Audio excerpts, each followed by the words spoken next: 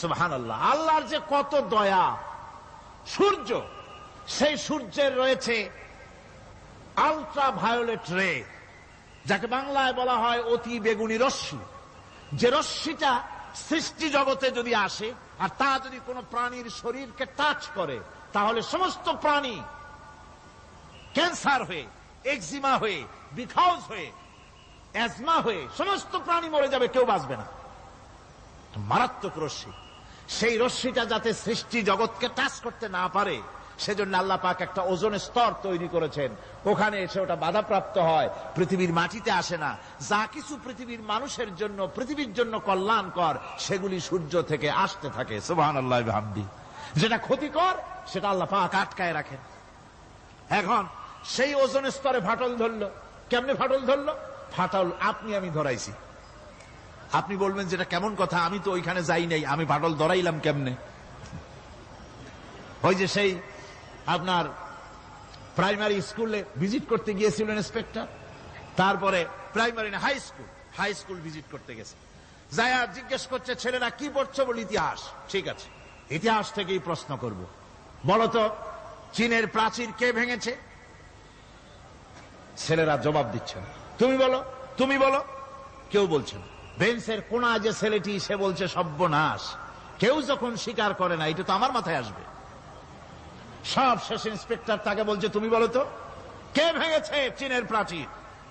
কয় স্যার, গ্রামে আমার দুষ্টমির যথেষ্ট বদনাম আছে, কিন্তু চীনের প্রাচীর ভাঙার মতো দুষ্কর্ম আমি করি নাই। ইন্সপেক্টর খুব রেগে গেলেন, মাস্টারের দিকে তাকালেন, এই বুঝি আপনার ইতিহাস পড়ানো? মাস্টার ইন্সপেক্টরের বিরক্তি ভরা মুখ দেখে বলছেন, স্যার রাগ করবেন না, এসব ছাত্র তো আমার, ওদের অবস্থা তো আমি জানি। আপনি আসছেন ঢাকা থেকে, আপনি জানবেন কি? আমি হলপ করে বলতে পারি আমার ক্লাসের কোন ছাত্র চীনের প্রাচীর ভাঙে নাই। ইন্সপেক্টর রাগ হইয়া চলে গেছে হেডমাস্টারের রুমে, যায় বলছে যে আমি আপনার স্কুলের গ্রান্টকে আমি নাকচ করে দেব, মঞ্জুরি আমি ক্যান্সেল করে দেব। কেন? এই অবস্থা। হেডমাস্টার বলছে স্যার রাগ করবেন না, আপনার জন্য কিছু টাকা পয়সাও রাখছি হাদিয়া, বড় একটা চর্বিযুক্ত খাসিও জবাহ করা হয়েছে, পুকুর থেকে রুই মাছ তোলা হয়েছে। তারপরেও আমার ছাত্ররা, টিচাররা বলার পরেও যদি আপনার সন্দেহ হয়ে থাকে যে আমার ছাত্ররাই ভাঙছে, তো ওই আপনি অসন্তুষ্ট হবেন না, রাগ করবেন না। স্যার ওই প্রাচীর ভাঙতে যা খরচ লাগে আমি কিছু খরচ দেব, তো আপনি রাগ করেন না। এখন চিন্তা করেন, স্কুলের ছাত্র থেকে শুরু করে হেডমাস্টার পর্যন্ত জ্ঞানের বহর। তো বলতেছিলাম, আপনি আমি ওজন স্তরে ফাটল ধরিয়েছি, তার অর্থ এই নয় যে আপনারা গিয়ে ওখানে কুড়াল মারিয়ে ওটারে ভাঙছেন। তাহলে ওটা কি হয়েছে? কোরআনে কারিমে রব্বুল আলামিন বলেন, ওয়ামা আসাবাকুম মিন মুসিবাতিন ফাবিমা কাসাবাত আইদিকুম ওয়া ইয়াফু আন কাসীর। যত বিপদ তোমাদের উপর আরোপিত হয়, সমস্ত বিপদ তোমাদের দুই হাতের কামাই করা। কে বলছেন? আল্লাহ পাক। ওজন স্তরে ফাটল ধরেছে, এটা বিপদ। বিশ্বের সমস্ত মানব সভ্যতা, সৃষ্টি জগতের জন্য বিপদ। এই বিপদের জন্য দায়ী পৃথিবীর মানুষ। কিরকম? সেটা হচ্ছে গাড়ির পেছন থেকে যে কালো ধোঁয়া বের হয়, কল কারখানার চিমনি থেকে যে কালো ধোঁয়া বের হয়, এই কালো ধোঁয়াগুলি, তারপরে সমস্ত কেমিক্যাল উইপেন, সেগুলি যে টেস্ট করা হয়, তার রিয়াকশন ইত্যাদি, এই কালো ধোঁয়া এবং সমস্ত মারণাস্ত্রগুলি এক্সপেরিমেন্ট করার সমস্ত এই রিয়াকশনগুলি সবগুলি গিয়ে ওই ওজন স্তরে ফাটল ধরিয়ে দিয়েছে। আস্তে করে পাতলা হয়ে এটা ফেটে গিয়েছে, অতি বেগুনি রশ্মি আসা শুরু করেছে। এটাকে বন্ধ করার জন্য বিজ্ঞানীরা আজ মরিয়া হয়ে গিয়েছে। ইনশাআল্লাহ আল্লাহ পাক তার বিজ্ঞানীদের মানুষের মাথায় বুদ্ধি এনে দিবেন, রিপেয়ারও হয়ে যাবে ইনশাআল্লাহ। সবাই বলেন ইনশাআল্লাহ। তাহলে বললাম কেন এ কথাটা? এই জন্য বললাম যে কোরআনে কারীমের মধ্যে আল্লাহ রাব্বুল আলামিন সব কথা বলে দিয়েছেন, কোনো কথা বাদ রাখেন নাই। পাহাড়গুলি ভেঙে আমরা ক্ষতি করতেছি, গাছগুলি কেটে আমরা ক্ষতি করতেছি, প্রকৃতির ভারসাম্য নষ্ট করে দিচ্ছি, ফলে সমুদ্রের পানি স্ফীত হচ্ছে, ভূমিকম্প বাড়তেছে, ঘূর্ণিঝড় হচ্ছে, টর্নেডো হচ্ছে, পৃথিবী বিধ্বস্ত হয়ে যাচ্ছে, ক্লাইমেটের পরিবর্তন আসছে। আজকে পৌষ মাস, এটা কি মাস? কত তারিখ? দেখেন বাংলা ভাষাকে কত মহব্বত করি। যদি বলি আজকে ডিসেম্বরের কত তারিখ, গড় গড় করে মুখস্থ হয়ে যাবে। বাংলারে খুব ভালোবাসি, মাসটার তারিখ বলতে পারলাম না, দুঃখিত। এই হলো আমাদের ভালোবাসা। আজকে পৌষ মাসের অর্ধেকও শেষ হয়ে যাচ্ছে, অথচ মনে হচ্ছে শীত যেন তার শ্বশুর বাড়ি বেড়াতে গেছে। এই যে অবস্থা, এই অবস্থা শুধু বাংলাদেশে নয়, গোটা পৃথিবীতে ক্লাইমেটের একটা বিরাট পরিবর্তন আসতেছে, একটা বড় রকমের পরিবর্তন আসতেছে। এর কারণ হচ্ছে এই পৃথিবীর মানুষেরা নিজেরাই প্রকৃতির ভারসাম্যকে নষ্ট করে দিয়েছে।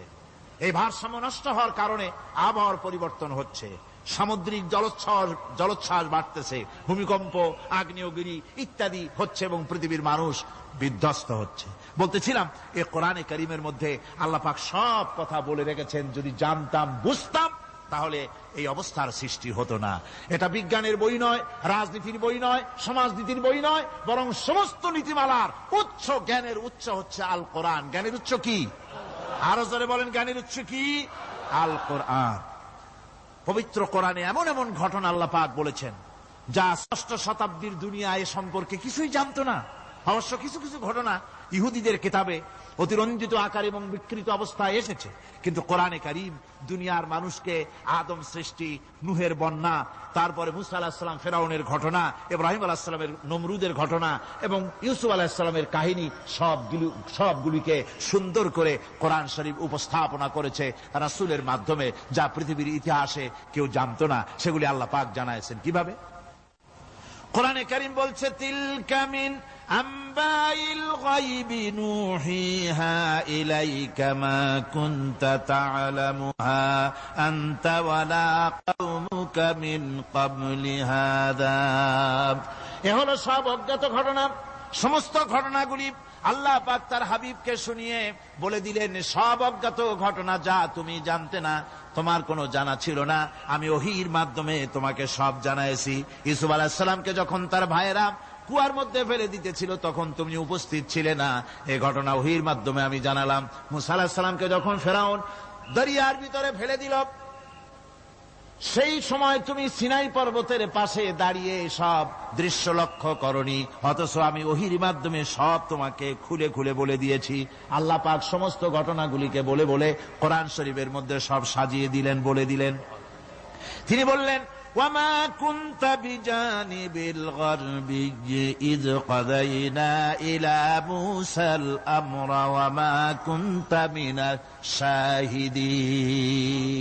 ফিরআউন যে মুসার সঙ্গে যে ব্যবহারটা করলো, এ সময় সেখানে তুমি উপস্থিত ছিলে না, আমি ওহীর মাধ্যমে তোমাকে তা জানিয়েছি। কাযালিকা নাকুসসু আলাইকা মিন আনবাই মা ক্বাদ সাবাকা ওয়া ক্বাদ আতাইনাকা মিন লাদুন্না যিকরা। আল্লাহ পাক বলেন, এভাবে আমি আপনার কাছে অতীত ঘটনাবলী ওহীর মাধ্যমে নিখুঁতভাবে আপনার সামনে সব বলে দিয়েছি। আমার ভাইয়েরা, এই বিশ্বলোকে ঊর্ধ্ব লোক সম্পর্কে নিয়ে ভুল তথ্য বর্ণনা আল্লাহ পাক করে দিয়েছেন কোরআনের মাধ্যমে। 1665 খ্রিস্টাব্দে স্যার আইজাক নিউটন তিনি আবিষ্কার করলেন মাধ্যাকর্ষণ শক্তিকে। এই মাধ্যাকর্ষণ শক্তি, ল অফ গ্রাভিটেশন, এ সম্পর্কে মানুষের এই থেকে কিছু জানলো, কিন্তু আজ থেকে 1400 বছর আগে আল্লাহ রাব্বুল আলামিন তার উম্মি নবী, যিনি কোনো বিজ্ঞানাগারে লেখাপড়া করেন নাই, কোনো সায়েন্স রিসার্চ করেননি, যিনি কোনো কলেজ ইউনিভার্সিটিতে পড়াশোনা করেননি, তার মাধ্যমে জানিয়েছেন মাধ্যাকর্ষণ শক্তির কথা। কোরআন বলছে, ইন্নাল্লাহা ইউমসিকুস সামাওয়াতি ওয়াল আরদা আন তাজুলা। এই পৃথিবী এবং সমস্ত গ্রহ উপগ্রহকে আল্লাহ পাক বলছেন, আমি এমন এক শক্তি দিয়েছি যে শক্তির মাধ্যমে একটা আরেকটাকে আকর্ষণ করে রাখছে।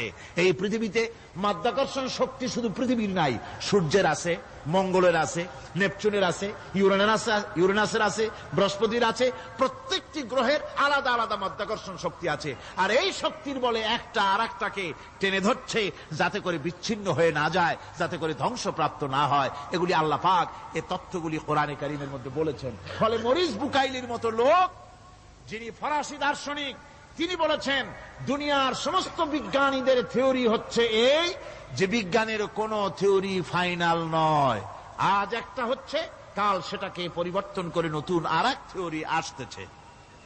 কিন্তু কোরআনে কারীমের মধ্যে আমি, কে বলতেছেন কথা? না না না, মরিস বুকাইলি বলছেন, কোরআন শরীফের ভিতরে আমি যে বিজ্ঞানের তথ্য পেয়েছি, থিওরি পেয়েছি, তার কোনো পরিবর্তন আজও হয় নাই, ভবিষ্যতেও হওয়ার কোনো সম্ভাবনা নাই। মরিস বুকাইলি মনে করেছিলেন বেদ আর বাইবেলে যেমন ভুল আছে, কোরআন শরীফে ওই রকম ভুল আছে, নাউজুবিল্লাহ।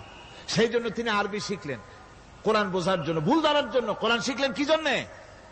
ভুল ধরার জন্য।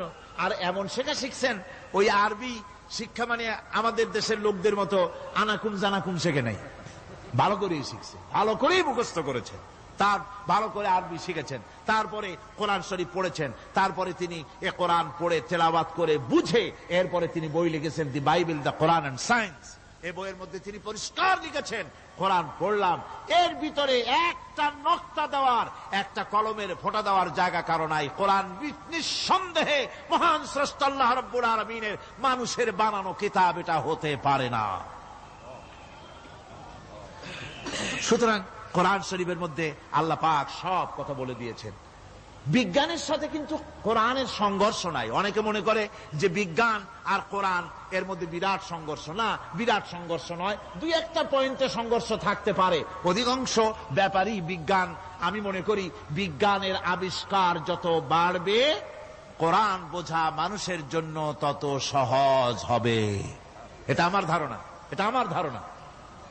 বিজ্ঞানের সাথে দুই একটা পয়েন্টের উপরে সংঘর্ষ আছে, যেমন চন্দ্র এবং সূর্য সম্পর্কে, সৌরজগৎ সম্পর্কে Copernicus, Kepler, Galileo, Newton, Einstein মহাশূন্য সম্পর্কে যে সব বক্তব্য রেখেছেন, সেসব বক্তব্যের সাথে কোরআন শরীফের কিছুটা বৈপরীত্য রয়েছে। যেমন কেউ বলেছেন সূর্য ঘোরে, পৃথিবী স্থির, কেউ বলে সূর্যের চতুর্দিকে পৃথিবী ঘোরে, কেউ কয় চন্দ্র ঘোরে, কেউ কয় আমরা কি আর বসে থাকি, আমরাও ঘুরি। কিন্তু আসলে ঘোরেটাকে কে ঘোরে, এ ফয়সালা কে দেবে? কে দিবে বলুন তো? হ্যাঁ, ঠিক বলেছেন, আল্লাহই দিবেন, কারণ এগুলি সৃষ্টি করেছেন কে? এবার শুনুন, এই বিতর্কের মীমাংসা আল্লাহ পাক করছেন কোরআনে কারিমে বহু আগে।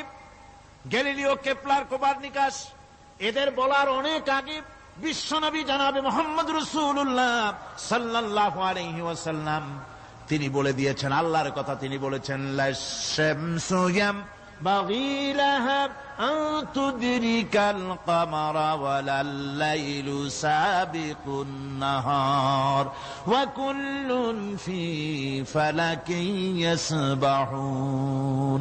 প্রবল জ্ঞানী হইবে যাহারা, আপন মনেতে বুঝিবে তাহারা, রাত্রি পারে না আগে যাইবার দিনের স্থান করি অধিকার, চন্দ্র বাঁধে না সূর্যের গায়েতে, সূর্য পারে না চন্দ্রকে ধরিতে, যার যে স্থান বহাল রাখিয়া ভ্রমণ করিছে খোদাকে ডরিয়া। আল্লাহ রাব্বুল আলামিনকে ভয় করে সব ঘুরছে, চাঁদও ঘোরে, সূর্য ঘোরে, মঙ্গল ঘোরে, ইউরেনাস ঘোরে, বৃহস্পতি ঘোরে, পৃথিবীও ঘোরে, সব ঘুরছে তো ঘুরছেই, বন বন করে ঘুরছে একটা নির্দিষ্ট কক্ষপথে, আপন আপন কক্ষপথে ঘুরছে, যার ফলে অ্যাক্সিডেন্ট হয় না। সুবহানাল্লাহ, জোরে বলেন সুবহানাল্লাহ। নির্ধারিত কক্ষে ঘুরছে, নির্ধারিত কক্ষে ঘুরছে। এর কক্ষগুলি আল্লাহ পাক ঠিক করে দিয়েছেন, সেই কক্ষে ঘুরতেছে, একে অপরের পথ অতিক্রম করতেছে না। আবার ওই মহাশূন্যের ভেতরে রয়েছে black hole. Black hole, black hole কি? ব্ল্যাক হোল হচ্ছে একটা বিরাট অন্ধকার গহ্বর, একটা মৃত্যুকূপ। এত বড় বিরাট ব্ল্যাক হোল মহাশূন্যে আছে, বিজ্ঞানীরা হয়রান হয়ে গেছে। তার এত বড় শক্তি, সে শুধু তারা খায় না, কোন তারকা ঘুরতে ঘুরতে যদি তার কাছে এসে যায়, তারাকে খেয়ে ফেলে। কোন আলো যদি কাছে আসে, আলো শুষে নিতে নিতে আলো যার থেকে এসেছে সেটাকেও শেষ করে ফেলে। এ ধরনের একটা দারুণ আকর্ষণী শক্তি তার মধ্যে আল্লাহ সৃষ্টি করেছেন। একটা ব্ল্যাক হোল আছে মহাশূন্যের ভিতরে। সূর্য, চন্দ্র, গ্রহ, নক্ষত্র, যে সূর্য পৃথিবীর চাইতে 13 লক্ষ গুণ বড়, এমন 2 কোটি সূর্য খাইয়া হজম করতে পারে, এত বড় ব্ল্যাক হোল আল্লাহ তৈরি করে রেখেছেন মহাশূন্যের উপরে।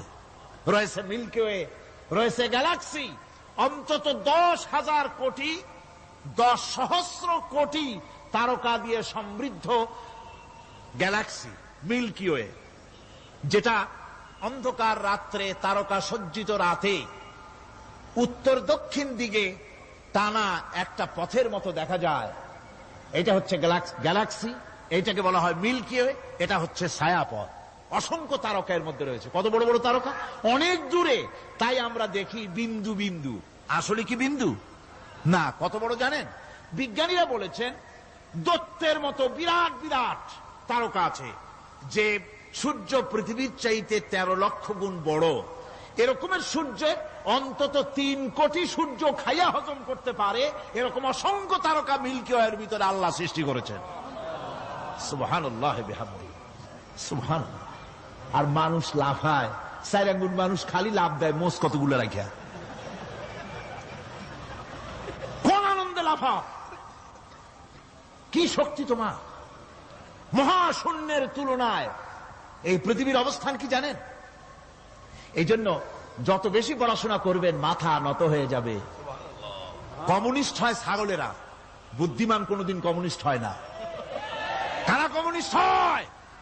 ছাগলগুলি, যাদের আকল নাই, যাদের জ্ঞান নাই, বুদ্ধি নাই, ওরাই কমিউনিস্ট হয়। কোন চিন্তাবিদ, কোন বিজ্ঞানী কমিউনিস্ট হয় না। মাথা নত হয়ে যায়, আল্লাহর এই সৃষ্টি দেখে পাগল হয়ে যায়। নিঃসন্দেহে আল্লাহ আছেন, নইলে পরে এগুলি হয় কি করে? আমি চিন্তা করে পাই না কমিউনিস্ট হয় কেমন, কতখানি পাগল হইলে হয়। ছোট্ট একটা রুমাল দেখলে মনে করি কোন তাঁতি এটারে বানাইছে। একটা এই কি জানি কয় মাইক দেখলে মনে করি কেউ এটাকে বানাইছে। টেবিল দেখলে মনে করি কেউ বানাইছে। ফ্রিজ দেখলে মনে করি বানাইছে কেউ। একটা সুই দেখলে মনে করি কেউ এটাকে বানাইছে। আর এই বিশাল পৃথিবী, ওই বিশাল আকাশ, কমিউনিস্টরা কয় এমনি এমনি হয়েছে। আমার বন্ধুগণ, মাথা নত হয়ে আসবে চিন্তা করলে কি বিশাল সৃষ্টি আল্লাহ পাকের। এই ছায়াপথ, এই গ্যালাক্সি, এর তুলনায় পৃথিবীর অবস্থান কোথায়? পৃথিবীর অবস্থানটা হচ্ছে, আমার হাতে এটি একটি কলম। এই কলমটা কাগজের উপরে আমি যদি এই নিপটা রাখি, কাগজের ভিতরে নিপে যতটুকুন জায়গা টাচ করবে, মহাশূন্য গ্যালাক্সি মিল্কি ওয়ে, আল্লাহর ওই মহাশূন্যের তুলনায় পৃথিবীর অবস্থান একটা কলমের নিপে যতটুকুন জায়গা নেয়, এর থেকে বেশি নয়। এই যদি হয় পৃথিবী, তাহলে সেই পৃথিবীর মানুষ আপনি, আপনি কতটুকুন? সলিমুদ্দি বসিরুদ্দি খালি লাফায়। আমার বন্ধুগণ, লাভ কি? লাভের চোটে বলে হ্যান করেঙ্গে ত্যান করেঙ্গে, লাঠিকে আন্দার মুগুর ভরেঙ্গে। কয়দিন পর শোনা যায় শীত হয়ে পড়ছে, কিছু নাই। সুতরাং আল্লাহ পাকের অসীম সৃষ্টি জগৎ, এর সঙ্গে বিজ্ঞানের সংঘর্ষ কম, 2-1টা পয়েন্টে আছে। বাকি সবগুলিতে বিজ্ঞানের আবিষ্কার যত বাড়তেছে, আল্লাহরে চেনা, সৃষ্টি জগৎকে জানা মানুষের জন্য তত সহজ হচ্ছে। আর রহমান আল্লামাল কোরআন, কোরআন শিখিয়েছেন আমাদেরকে রহমান। এমন নিয়ামত দিয়েছেন যার মধ্যে সব আছে। মানুষ সৃষ্টির ব্যাপারে, মানব সৃষ্টির ব্যাপারে নির্ভুল তথ্য যদি পেতে হয়, তাহলে কার কাছে যাব? জোরে কন। আল্লাহর কাছে যেতে হবে। আর আল্লাহর কাছে না যাইয়া মানব সৃষ্টির রহস্য যদি জানতে যাই ডারউইনের কাছে, তাহলে আপনার মামু হবে সুন্দরবনের বান্দরেরা। ঠিক কিনা? বান্দরেরা হবে মামু, সিম্পাজি ওরাং ওটাং হবে আপনার নানার দাদা। তার কারণ ডারউইন সাহেব বলেছেন, মানুষ এর পূর্বপুরুষ হলো বাঁদর, সিম্পাজি, ওরাং ওটাং। এটা হলো তার থিওরি অফ ইভলিউশন। বিবর্তনবাদের এই বিবর্তনবাদের থিওরি পেশ করতে গিয়ে তিনি বলেছেন মানুষ হলো বান্দরের জাত। আরে বেটা, তুই বান্দরের জাত। নিজের লেজ কাটিয়া সকলের লেজ কাটা আরম্ভ করতে যাচ্ছে। কি পাগলের পাগল, মানুষ হয়েছে বান্দরের জাত। আশ্চর্য কথা। কেমনে কইলে? তো বললো যে সিম্পাজি দেখছে, তো সে সিম্পাজি দেখে তার মনে হয়েছে যে মানুষ ওইরকমই তো দেখা যায়, তো মানুষ বুঝি বান্দর থেকেই আসছে। আমি বলি, পৃথিবীতে এমন পাগল আমি কোনোদিন দেখিও নাই, শুনিও নাই যে কোন পাগল পাবদা মাছ দেখে বলেছে যে এটা হচ্ছে বোয়াল মাছের পূর্বপুরুষ। টাকি মাছ দেখে কোন ছাগলেও বলেছে আজ পর্যন্ত যেটা হলো শোল মাছের পূর্বপুরুষ। পুঁটি খাইতে খাইতে আস্তে আস্তে বিরাট শোলে পরিণত হয়ে গেছে, কোন পাগলেও বলেনি। আচ্ছা মেনে নিলাম দারুন সাহেবের থিওরি, মেনে নিলাম 1 সেকেন্ডের জন্য যে বান্দর থেকেই মানুষ হইছে। এখনো তো বানর প্রজাতি আছে না শেষ হয়ে গেছে? আছে কিনা? তাহলে সুন্দরবনে যান, যে দেখুন কোন বাঁদর কি এ পর্যন্ত দেখা গেছে যে কোমর পর্যন্ত মানুষের মতো হয়ে গেছে? আর একটু দুধ আর পনির আর একটু এই শুটকি মাছ লোটটা ফিশ খাওয়াইলে আর কদিনের মধ্যে এই বান্দরটা মানুষ হয়ে যাবে? হয়েছে এরকম?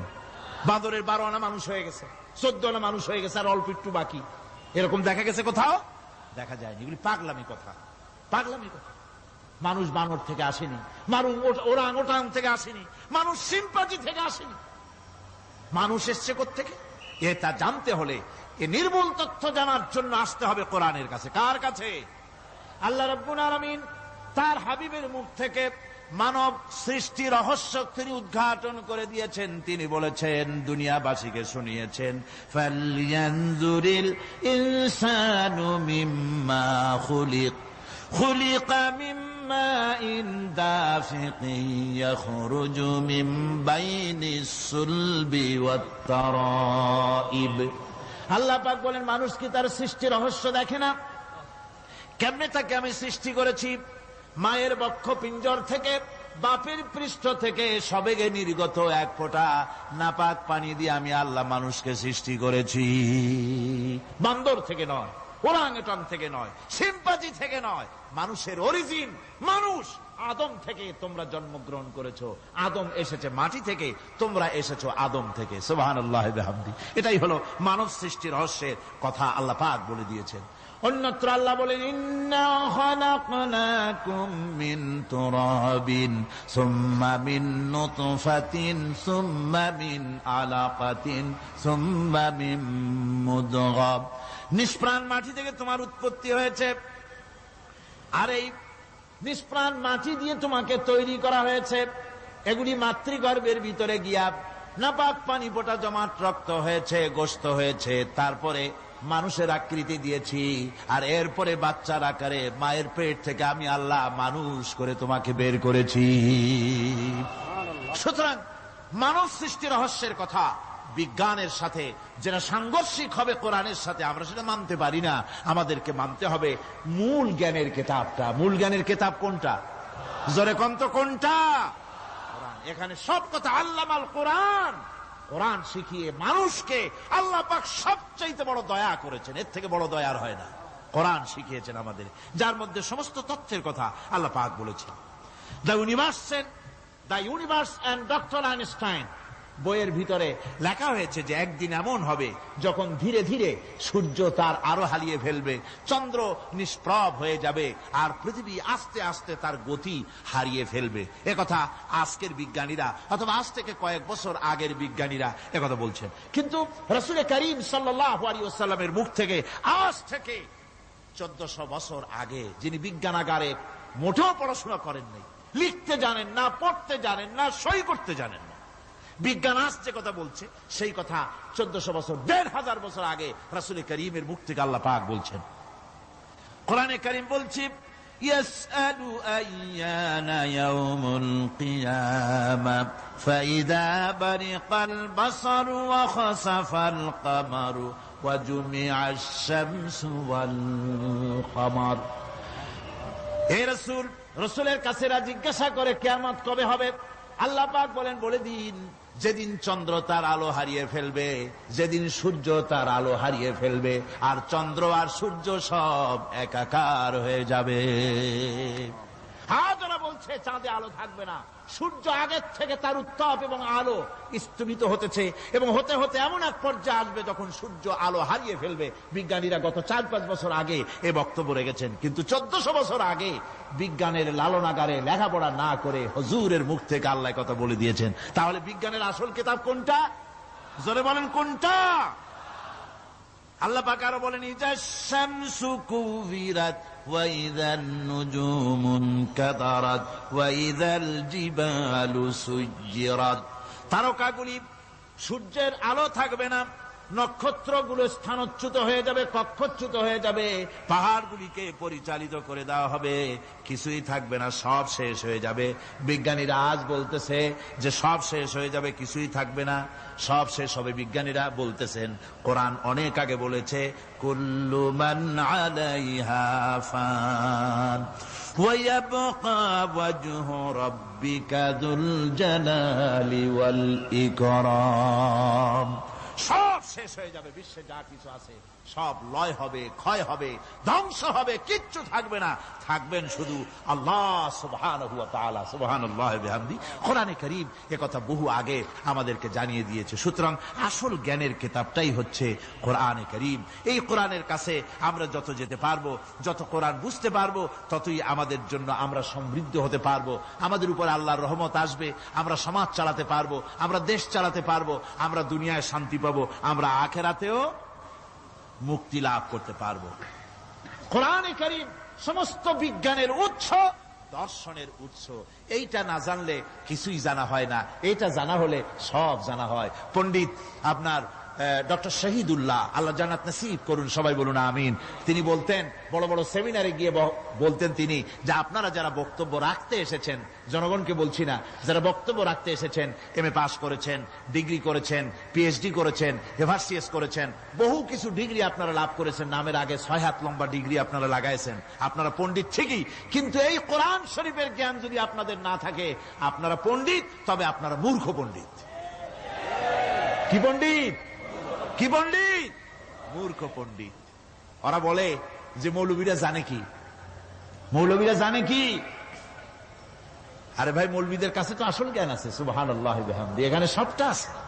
আপনারা এখানে আসেন, এটা বিশ্বাস করলে আপনি সবটা পেয়ে যাবেন। কোরআন বিশ্বাস করতে পারলে, কোরআন জানতে পারলে আপনি সব জানবেন। কোরআনে কারীমের মধ্যে আল্লাহ পাক কত কথা বলেছেন। এর মধ্যে আছে, আল্লাহ পাক বলেছেন, আফালা ইয়ানজুরুনা ইলাল ইবিলি কাইফা খুলিকাত। এই যে আমি উটগুলোরে বানাইছি, কেমনে বানাইলাম তোমরা কি দেখছো? উট কেমনে বানিয়েছি? মুফাসসিরিনে কেরাম এর উপরে অনেক আলোচনা করেছেন। তারা বলেছেন যে উট মরুভূমির জাহাজ, তারপরে উটের পিঠে একটা চুট আছে, কোন কোন উটের পিঠে 2টা চুট আছে, মাঝখানে বসে একটারে হেলান দিয়ে আর একটা ধরে বসা যায়। আমি দেখছি 2টা চুটওয়ালা উট, আফ্রিকান উট আমি দেখেছি, যে চুট সুবহানাল্লাহ, দেখলে অবাক হয়ে যেতে হয় যে আল্লাহর কি কুদরত। উটের পৃষ্ঠে 2টা চুট, মাঝখানে আপনি বসবেন, পিছনেরটা একটা সোফা সেটের মতো, পিছনে হেলান দিলেন, আর সামনে যখন সে মরাল সম চড়াই উত্তরাই পথ দিয়ে নামা ওঠা করবে, তখন আপনি যেন পড়ে না যান, সেজন্য সামনেরটা বুকের সাথে জড়ায় ধরবেন। এরপরে কি সৃষ্টি আল্লাহর, সুবহানাল্লাহি ওয়া বিহামদিহি। জিরাফগুলি দেখুন, জিরাফগুলি তার মাথা কত বড় উঁচা। লন্ডন জুতে জিরাফ দেখলাম, সে জিরাফের দেহ থেকে তার মাথাটা 22 ফিট উঁচা। মানে সে যদি নিচে দাঁড়ায়, 3 তলা বিল্ডিং এর ছাদের উপরে নাস্তা দিলে তো নিচে দাঁড়ায় খাইতে পারে, এই অবস্থা। সেই জিরাফে পানি খাবে কেমনে? মাথা হলো অত উঁচায়, পিছনের ঠ্যাং 2টা খাটো, সামনের ঠ্যাং 2টো উঁচা, এখন পানি খাবে কেমনে? ওই মাথা নামাইতে গেলে ঠ্যাং তো অনেক উঁচা। আল্লাহ পাক এমন সুন্দর ব্যবস্থা করলেন, সামনের 2টা ঠ্যাং এভাবে সরায় দেওয়ার মতো। ও যখনই পানি খায় দেখলাম 2টা ঠ্যাং অনেক ছেড়ায় দেয়, 2 দিকে ঠ্যাং চলে যায়, তখন মাথাটা সহজে নিচে নামায় আসে, পানি খাইতে পারে। এই সুযোগগুলি আল্লাহ সুবহানাহু ওয়া তাআলা তিনি করে দিয়েছেন। ওমা কুন্না আনিল খালকি গাফিলিন, আমি আমার সৃষ্টি জগৎ সম্পর্কে অমনোযোগী নহি। সুবহানাল্লাহি ওয়া বিহামদিহি। ভল্লুকগুলি কি বিরাট বিরাট একটা ভল্লুক, শ্বেত ভল্লুক দেখেছি, কৃষ্ণ ভল্লুক দেখেছি, হাঁটতেছে মনে হয় যেন পায়ের তলায় হাফসুল করা, ঠিক জুতা পায়ের তলাটা যেমন দেখা যায় ওই রকমের তলাটা, গায়ে একেবারে পশম। ওই বরফের দেশে থাকতো, সে শীত কষ্ট না পায়, সেই জন্য আল্লাহ একটা কম্বল ওর গায়ে জড়ায় দিয়েছে, অটোমেটিক কম্বল। সুবহানাল্লাহি ওয়া বিহামদিহি। তো উট, আল্লাহ বলছেন উট কেমনে বানাইছি দেখছো? আফালা ইয়ানজুরুনা ইলাল ইবিলি কাইফা খুলিকাত। উট বানালাম কেমনে দেখেছিস? মানুষ অবাক হলো, আল্লাহ এত কথা থুইয়া উটের কথা বলছেন। কারণ নানান রকম মানুষ বলল। শেষ পর্যন্ত প্রাণীতত্ত্ববিদরা তারা আবিষ্কার করলেন মূল কারণটি। অনেক কারণ আছে আল্লাহ পাকে কথা বলার। উট তো মরুভূমির জাহাজ, তারপরে উট মানুষের অনেক উপকারে আসে, একথা বলা হয়েছে। প্রাণীতত্ত্ববিদরা খুঁজে খুঁজে তারা দেখতে পেয়েছে যে উটকে জবাহ করে দেখা গেছে, উট সমস্ত প্রাণী বাতাস থেকে অক্সিজেন যতটা গ্রহণ করে ততটা ছেড়ে যায়। যতটা গ্রহণ করে ততটা ছেড়ে যায়। একমাত্র প্রাণী উট যে যতটা অক্সিজেন গ্রহণ করে বাতাস থেকে সবটা ছাড়ে না, 2/3 ছেড়ে দেয়। 1/3 তার লাংসের পাশে রাখার জন্য আল্লাহ পাক একটা চেম্বার তৈরি করেছেন। ওই চেম্বারের ভিতরে 1/3 অক্সিজেন থেকে যায়। কারণ পানিও রেখে, তার পানি রাখার জন্য রিজার্ভ ট্যাঙ্কি আছে, একটা ভেতরে একটা রিজার্ভ ট্যাঙ্কি আছে, অক্সিজেন রাখার একটা চেম্বার আছে। এগুলি কেন? এই জন্য যে মরুভূমির ভিতরে সাইমুম শিল্পী গোষ্ঠী না, কিন্তু ঝোড়ো হাওয়া, মরুভূমির ভিতরে ঝোড়ো হাওয়া, এই ঝোড়ো হাওয়া যখন আরম্ভ হয়ে যায় তখন মানুষ বাঁচতে পারে না, মানুষ টের পাইয়া সব বাড়িতে চলে যায়। মরুভূমিতে চড়ে বেড়ায় উট, সে যাবে কোথায়? ওর তো যাওয়ার জায়গা নাই। 7 দিন 8 দিন 1 সপ্তাহ 2 সপ্তাহ পর্যন্ত এই মরুভূমিতে ঝড় চলতে থাকে, বালুর ঝড়, কিচ্ছু দেখা যায় না। ওখানে দেখছিলেন বালুর পাহাড়, কালকে আজকে দেখবেন বালুর পাহাড় এখানে চলে আসছে। এইভাবে পাহাড় তৈরি হয়ে যায়, বালি উড়ায় নিয়ে যায় বাতাসে। এই বাতাসের ভিতরে বালু উঠতে থাকে সমানে, মানুষ প্রাণী কিছুই সেখানে শ্বাস করতে পারে না, বাঁচতে পারে না। উটের মতো প্রাণী যে মরুভূমিতে থাকে, ও বাঁচবে কি করে?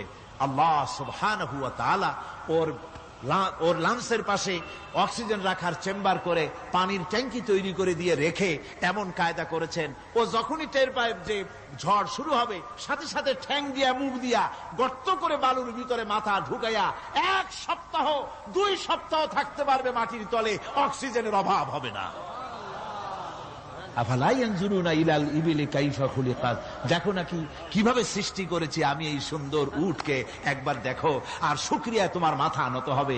যত বড় কমিউনিস্ট হও, আল্লাহর জন্য সেজদা দিতে বাধ্য হবে যদি তোমার ঈমান এতটুকুনো থাকে।